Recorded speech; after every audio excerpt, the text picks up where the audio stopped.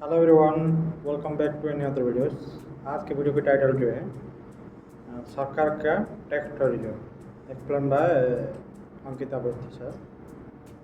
ये जो वीडियो है सरकार जो टैक्स लेता है, अभी जो हाल ही में जीएसटी काउंसिल का बैठक हुआ है उसमें क्या डिसाइड हुआ है और कौन सा ऐसा सर्विस है जो गुड्स है नॉर्मल आम आदमी यूज़ करता है उसका टैक्स बहुत हाई कर दिया है, उसके बारे में इसमें एक्सप्लेन होने वाला है।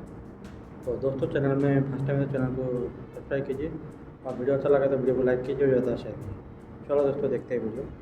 साथियों, टैक्स का मतलब समझते हैं। पहले आपने कमाया, चूंकि आप भारत में रह रहे हैं, भारत सरकार आपके लिए कुछ करना चाहती है। अब सरकार तो कमाती नहीं है, सरकार आपकी कमाई में से कट लेती है और वो जो कट है उसी को टैक्स कहा जाता है ना। इंटरेस्टिंग व्याख्या। कर कहा जाता है कि ये वो चीज़ है जिससे कि आप राष्ट्र निर्माण में सहायता देते हैं।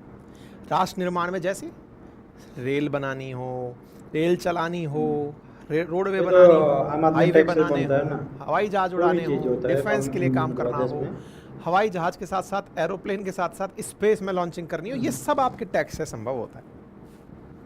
तो फिर आज का सेशन किस बात पे है?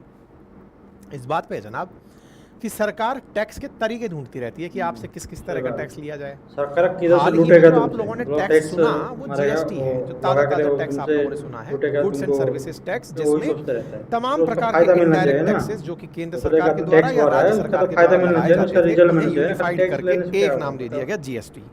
स्टेट जीएसटी, सेंट्रल जीएसटी और इंटीग्रेटेड जीएसटी की साहब दोनों राज्य और केंद्र का मिलकर एक साथ जीएसटी आप लोगों ने देना शुरू किया। आप कोई कोर्स भी परचेज करते हैं तो जीएसटी देते हैं, वो सरकार ले जाती है। आप गाड़ी खरीदते हैं, आप मतलब कुछ भी आप सर्विसेज ले रहे हैं या वस्तु ले रहे हैं, आप उस पर टैक्स पे कर रहे हैं, दैट इज़ इन जीएसटी। लेकिन सरकार ने कुछ चीज़ों को जीएसटी के अलग अलग दायरों में बांट रखा है कि भाई सब पर एक जैसा जीएसटी नहीं लेना है। ये नहीं है कि सब पर 18 ले लिया, कि सब पर 12 ले लिया, 5 ले लिया। अलग अलग चीज़ों में बांट रखा है कि भाई किसी वस्तु पर इतना, किसी पर इतना। ये सरकार ये फैसला कैसे लेती है? ये फैसला जीएसटी काउंसिल लेती है।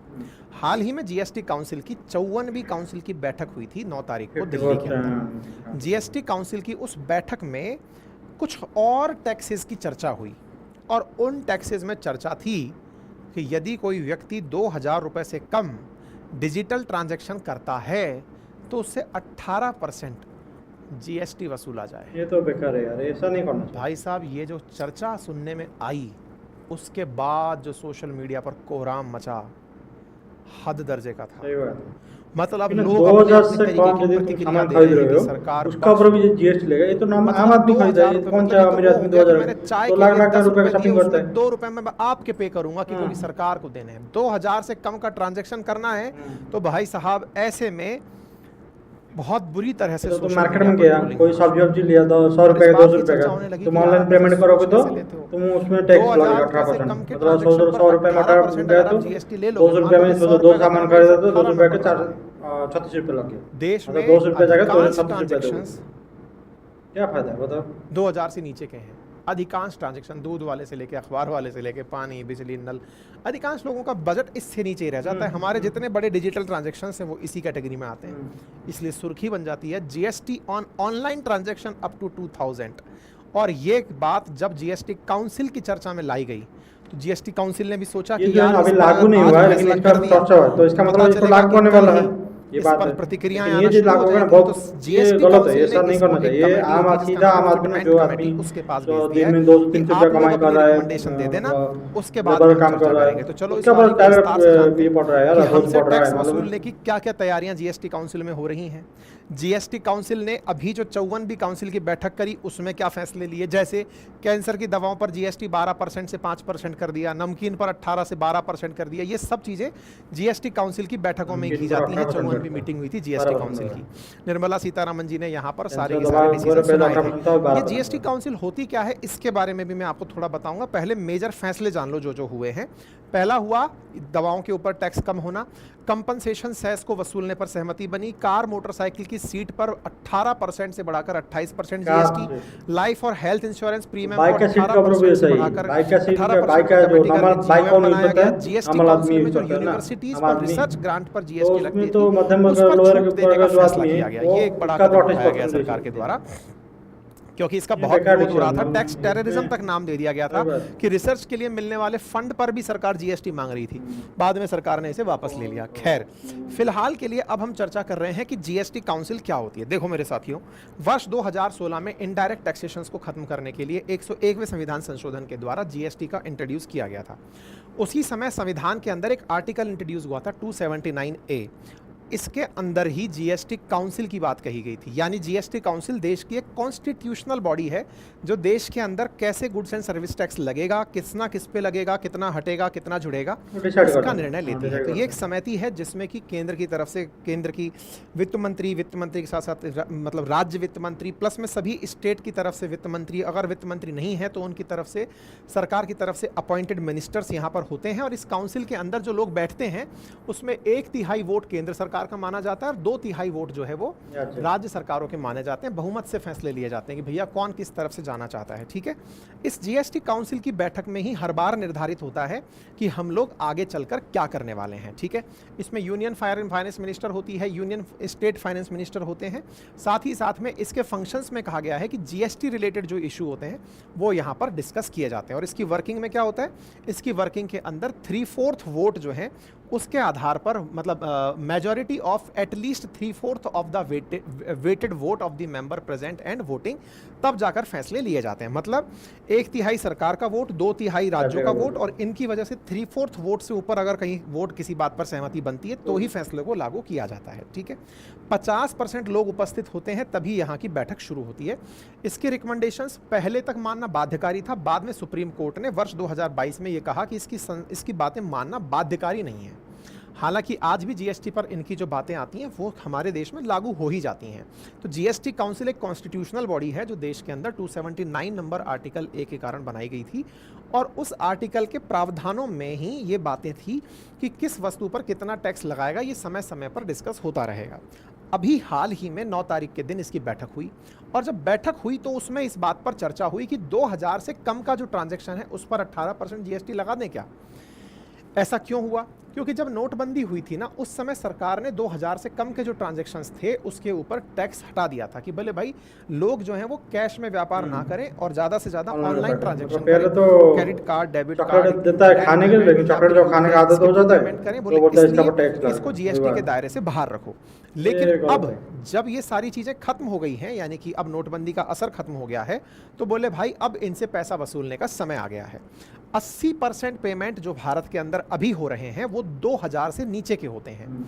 ऐसे में अगर 2016 की नोटबंदी के प्रभाव के बाद को आज नोटिस किया जाए और अगर ऐसे में 18% टैक्स लगा दिया जाए तो आप सोच कर देखिए कि ये कितनी अति हो जाएगी। ये अति आप सब पर बहुत गहरा असर डालेगी। इसका मतलब ये है कि देश के छोटे कारोबारी इससे बहुत बुरी तरह प्रभावित होंगे। लेकिन यहाँ एक बात जानने योग्य है, और वो ये है कि सरकार ने यूपीआई के बारे में कोई चर्चा यहाँ पर नहीं की है। नेट बैंकिंग, क्रेडिट कार्ड, और जो जानकारी मुझे सुनने और पढ़ने में मिली उसमें यह था कि यूपीआई के बारे में डिजिटल जो पॉपुलेशन वो है उसके बारे में अभी इसको बाहर रखा गया है। यूपीआई के बारे में यह चर्चा नहीं हुई। क्रेडिट कार्ड, डेबिट कार्ड और नेट बैंकिंग के ऊपर यहाँ पर चर्चा हुई है। लेकिन बड़ा सवाल ये कि साहब ये चर्चा भी बेकार है, ये चर्चा भी रिस्की है। अगर नेट कल को इस पर है, परसों फिर आप यूपीआई पर भी आ ही जाएंगे। और इससे कम के ट्रांजैक्शंस पर अगर आप 18%, आप सोचकर देखिए कि सीधा सीधा महंगाई पर 18% की मार हो जाएगी। आज देश के अंदर 80% ट्रांजैक्शंस 2000 से नीचे के हो रहे हैं। इसका मतलब आप सोचकर देखिए कि हमारे देश के ट्रांजैक्शंस सीधा सीधा 80% आबादी को प्रभावित कर दोगे आप। और अगर ऐसा कर दोगे तो इसका अर्थ सीधा है कि उन लोगों को तो ये सब चीजें अतिरिक्त भार के रूप में मिलेंगी ना, क्योंकि इनडायरेक्ट टैक्सेशन हमेशा उपभोक्ता पर लागू होते हैं। उपभोक्ता ही अपनी जेब से पे कर रहा होता है। दिखता ऐसे है कि आप ले उससे रहे हो जो सर्विस प्रोवाइडर है। सर्विस प्रोवाइडर तो सीधा उसकी दाम बढ़ाकर मांगता है, और सर्विस प्रोवाइडर दाम बढ़ाकर मांगता है तो चीजें अचानक कितनी महंगी हो जाएंगी, इस पर विचार कीजिए। इसीलिए सरकार भी इस पर फैसला नहीं ले पाई और उन्होंने उठा करके इसे फिटमेंट कमेटी के पास भेज दिया। अब ये फिटमेंट कमेटी क्या होती है? जैसे इस जीएसटी काउंसिल के अंदर तो नेता लोग आते हैं, फिटमेंट कमेटी में क्या होता है कि टैक्स डिपार्टमेंट से जुड़े अधिकारी लोग होते हैं, और वो अधिकारी लोग सरकार को इसकी वायबिलिटी बताते हैं कि सर क्या हम ये कर सकते हैं, क्या हम ये नहीं कर सकते? उन अधिकारियों को इस चीज़ की जिम्मेदारी दी जाती है कि आप लोग जो टैक्स डिपार्टमेंट से रिलेटेड लोग हैं वो इसकी उपादेयता के बारे में बताइए कि क्या ये पॉसिबल है, क्या ये फिजिबल है। अगर ये फिजिबल है तो ही इसे हम लागू करें, अगर नहीं है तो आप इसके बारे में मना कर दें। तो अभी ये जो विचार विमर्श है ये फिटमेंट कमेटी के पास गया है। अगर उन्होंने सरकार को कह दिया कि हाँ सर कर दो, तो फिर तो भाई साहब कर ही दिया जाएगा। बाकी आप इस विषय पर क्या सोचते हैं, अपनी राय कमेंट बॉक्स में ज़रूर बताएं। कोई क्वेरी अथवा कमेंट हो तो ज़रूर बताएं। बाकी हमारी वेबसाइट रेगुलर विजिट करते रहें, एप्लीकेशन पर कनेक्ट रहें। तमाम प्रकार के कोर्सेज उपलब्ध हैं, hand test series and handwritten notes भी उपलब्ध हैं। कोई क्वेरी और कमेंट हो तो बताएं। तो दोस्तों, ये जो था वीडियो, ये हाल में जो जीएसटी काउंसिल बैठक हुआ था, तो इसमें जो जीएसटी काउंसिल का बैठक होता है ना, इसमें स्टेट गवर्नमेंट हर स्टेट का गवर्नमेंट का प्रतिनिधि रहता है और सेंट्रल गवर्नमेंट का जो हमारा अर्थ मंत्री है उसका कैबिनेट मिनिस्टर है, जो सदस्य रहते हैं, दोनों मिलकर फैसला लेते हैं। ऐसा नहीं कि केंद्र सरकार फैसला ले रहा है। तो इसमें जो अभी फ़िलहाल जो बात सुनने में आ रहा है, जो मतलब बात चल रहा था कि जो आदमी 2000 रुपये से जो ऑनलाइन मतलब ये कैश का बने जो ऑनलाइन ट्रांजेक्शन करता है, जैसे कि तुम कुछ फ्लिपकार्ट में खरीदा सामान 400 रुपये, 500 रुपये का, 200 रुपये कोई कुछ चीज़ हुआ, तो उसके ऊपर 18% जीएसटी लागू करने के लिए अभी तो लागू नहीं है। अभी तो फिलहाल उसका 2000 से जो नीचे ट्रांजेक्शन हो रहा है उसका ऊपर टैक्स लागू नहीं, तो उसका ऊपर टैक्स लागू होने के लिए मतलब बात आया सामने। तो ये अभी लागू नहीं हुआ है, इसको अभी कम्युनिटी जो रिकॉर्ड कम्युनिटी है उसका भेज दिया गया है, उसका ऊपर डिसाइड करने। लेकिन ये चीज़ लागू होगा ना, ये बहुत ख़राब चीज़ है। ये सीधा एक गरीब जो मिडिल क्लास का आदमी का ऊपर पड़ेगा, जो नीचे मतलब जो आदमी कमा के खा रहा है डेली, मतलब वो डेली रोज़ मतलब क्या लेबर काम करके, नहीं तो किधर भी 200 रुपये 300 रुपये कमा के खा रहा है, उसका ऊपर भी असर पड़ेगा। ये चीज़ नहीं होना चाहिए, बेकार ये मतलब अभी हर आदमी टैक्स देता है, ऐसा नहीं कोई डायरेक्ट टैक्स देता है, कोई इनडायरेक्ट टैक्स देता है। कोई जो सैलरी इनकम करता है ज़्यादा 2 लाख 3 लाख जो है उसका भी टैक्स देता है, मतलब उसके उसमें किसमें 15%, किसमें क्या 10%, किसमें 20%, जो उसका रूल है। लेकिन कोई इनडायरेक्ट टैक्स, जैसे कि तुम कुछ सामान खरीदा, जैसे एक चॉकलेट खरीदा 1 रुपये का, तो उसका ऊपर जो टैक्स है 5% की 12% 16%, जो टैक्स है वो टैक्स तुम देते हो। ऐसा नहीं कि तुम टैक्स नहीं देते हो, गवर्नमेंट को हर आदमी टैक्स देता है। तो टैक्स देना सही बात है, गलत बात नहीं, सही बात है, लेकिन उसका रिजल्ट मिलना चाहिए। टैक्स हम लोग क्यों दे रहे हैं? देश को डेवलप करने के लिए, है ना। और टैक्स मतलब हर अभी जायज़ बात है, 2000 से नीचे जो शॉपिंग करते हैं कि कोई भी चीज़ सामान खरीदता है मार्केट में जाकर, सोचो तुम कुछ गया घर के लिए सब्जी खरीदनी है, कुछ सारी चीज़ खरीदनी है, तो 200-300 रुपये का सोच लो खरीदा, 100 रुपये का सोच लो खरीदा, एग्जाम्पल 100 रुपये में तुमको 18% जीएसटी ले जाएगा। तो उसमें तुमको क्या फ़ायदा है बताओ? ये तो एक साधारण वर्ग जो है ना, नॉर्मल मिडिल क्लास फैमिली का ऊपर सीधा नहीं असर पड़ेगा भाई। मतलब तुम 1000 रुपये में तो तुम 180 रुपये तुम टैक्स ही ले जाओगे, मतलब कोई 200 रुपये आसपास हो गया, तो और 20 रुपये क्या है बताओ। मतलब तुम्हारा 1000 रुपये सामान खरीदो तो तुम्हारा 1180 रुपये 1200 रुपये तुमको देना पड़ेगा टैक्स मिला के। तो ये चीज़ नहीं होना चाहिए, गलत चीज़ है। मतलब इसमें आदमी क्या ना और ब्लैक मतलब ऑनलाइन ट्रांजेक्शन छोड़ देगा, सीधा बात। कैश मतलब कैश ये करेगा, कैश यूज़ कर, पहले कैश यूज़ करता था, ऑनलाइन नहीं करना। ऑनलाइन ट्रांजेक्शन कर रहा है आदमी, क्या सुविधा हो गया, ऑनलाइन ट्रांजेक्शन करने के लिए आसान हो गया, बहुत ईजी हो गया। किधर कोई सामान ऑर्डर कर लो, नहीं कोई सामान बाहर जाते कोई सामान खरीद रहा तो फ़ोन पे पेटीएम में मतलब स्कैनिंग करके, नहीं तो मोबाइल नंबर में सेंड कर दिया पैसे। लेकिन अभी यदि ये लागू हो गया ना, जो 18% जीएसटी 2000 रुपये नीचे, तो फिर ऑनलाइन ट्रांजेक्शन टोटल बंद हो जाएगा। कैसे यूज़ करेंगे? बैंक में जाकर पहले जैसा था ऐसा ही सिस्टम आ जाए सीधा बात। आदमी को क्या फ़ायदा है बताओ ना, इसमें क्या फ़ायदा है?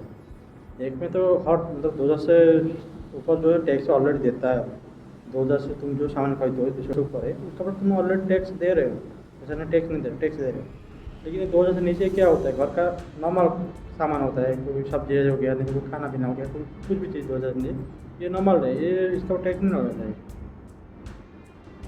देखो क्या होता है, अभी तो डिसाइड नहीं हुआ है, लेकिन यदि जब बात इसका ऊपर आया तो जायज़ बात है, लगाने के बाद में बहुत प्राउड होगा।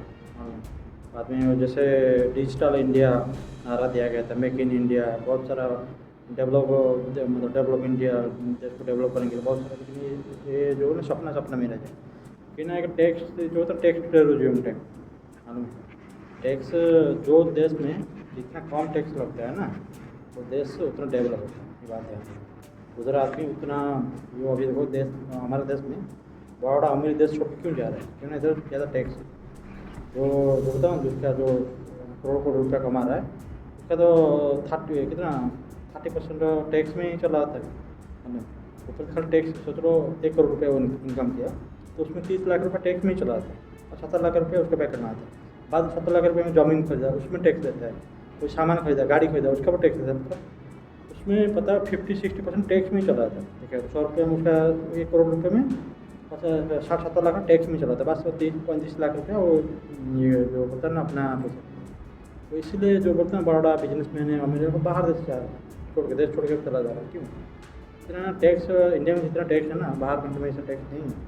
ये बात बहुत हाई टैक्स है, ये अभी नहीं है पहले से ही, पहले तो और ज़्यादा था। देखिएगा अब ये GST जब आया ये पूरा स्टेट गवर्नमेंट और सेंट्रल गवर्नमेंट का दोनों मिलाकर एक टैक्स हो गया। लेकिन पहले तो सेंट्रल गवर्नमेंट अलग टैक्स ले रहा था, स्टेट गवर्नमेंट अलग टैक्स ले रहा था। बाद में गांव में भी सोच लो कोई शॉपकीपर है वो अलग उसका टैक्स अलग, उसमें कोई मतलब कोई बोलने वाला नहीं था कुछ नहीं। अभी तो सोच लो कि एक ही टैक्स हो गया, उसमें वो पता चल जाता है इसमें 18% है, इसमें 12% है, इसमें 28% है, नहीं तो इसमें 5%। पहले ऐसा कुछ पता नहीं था, अपने और मतलब जो ना अंधर में और लोग रहा। तो देखो गवर्नमेंट ऐसा नहीं करना चाहिए, लेकिन ये इसमें मिडिल क्लास का आदमी का बहुत प्रेशर पड़ेगा और बहुत नुकसान होगा। गवर्नमेंट को ही नुकसान होगा, आदमी के पास इनकम नहीं है कुछ नहीं, ऊपर से टैक्स यदि वो उसका लोड पड़ जाएगा तो वो किधर से ला के देगा बताओ, सही नहीं। तो दोस्तों वीडियो कैसा लगा, वीडियो को लाइक कीजिए और ज़्यादा शेयर कीजिए और कमेंट करके बताइए आपका राय क्या है। थैंक यू दोस्तों, मिलते हैं नेक्स्ट वीडियो में। चलिए गुड बाय।